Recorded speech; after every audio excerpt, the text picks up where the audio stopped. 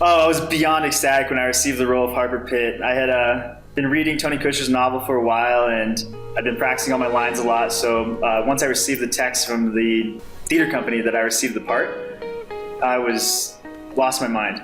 I'm even more excited to be working with the socially responsible theater company because of all the great work that they do around the San Francisco area. Well, after reading Tony Kushner's play, I thought that Harper Pitt was one of my favorite characters. I think that she goes through one of the most difficult character developments throughout the play, and I think that she changes the most from the beginning of the play to the end of the play. When I found out that some of my co-stars were actually cast as multiple characters, I actually wasn't too disappointed because I thought that I could focus more on just Harper Pitt rather than putting my efforts into this character's personality and this character's personality. So actually when I was cast as just one character, I was completely fine with it. To get in the mindset of Harper, I read the novel over and over again, or the play over and over again, and her scenes and how she kind of acts. What really helped me out in preparing for Harper was actually watching the HBO version of it. I think that the actress who plays Harper in the HBO version does a great job of portraying her out there sort of style. Her mind is always out there in some sort of space or in some sort of other dimension or other land. One of the characters I kind of base Harper on is like Alice in Wonderland and how she's so imaginary in her thoughts. When I go about acting as Harper, some of the strategies I use for physical appearance and our physical actions are that I always keep my eyes super wide open as if I'm thinking about something else, even if I'm talking to a different character. And along with that, I try to walk without really picking up my feet, almost as if I'm dragging them on the ground.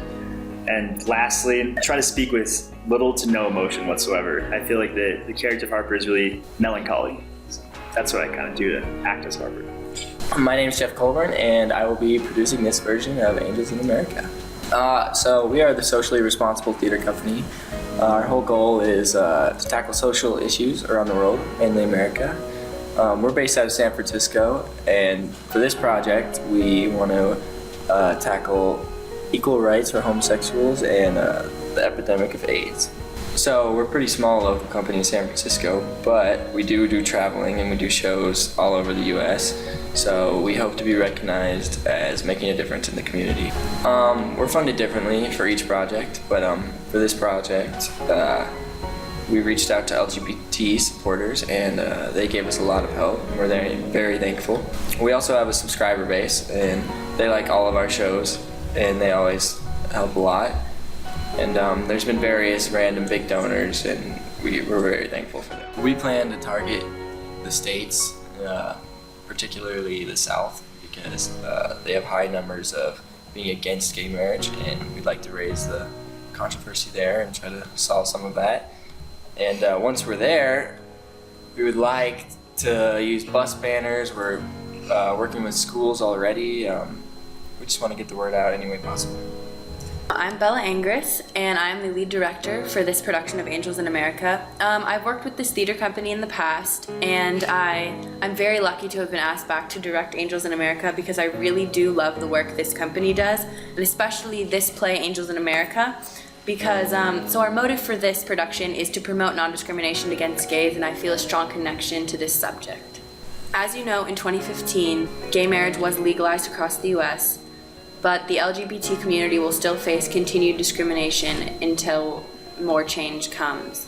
I really hope the audiences we perform for can get away from the stigma or stereotype of homosexuals by the end of this theater company's tour. I took a lot of inspiration back in the 1980s, kind of New York style look, and I didn't really want to put a homosexual kind of look because coming out was definitely a new style kind of thing, and a lot of people looked down on it, and I wanted to take a gloomy look towards the costumes. I didn't want to make it very vibrant or very colorful, so I definitely used a lot of dark colors and kept it very kind of plain and discreet. Definitely the biggest challenge we faced was getting the actors changed into different costumes because a lot of them played different characters in multiple roles. So what we did was had multiple layers, and that way they could just strip down and be ready into the next costume. It was absolutely brilliant.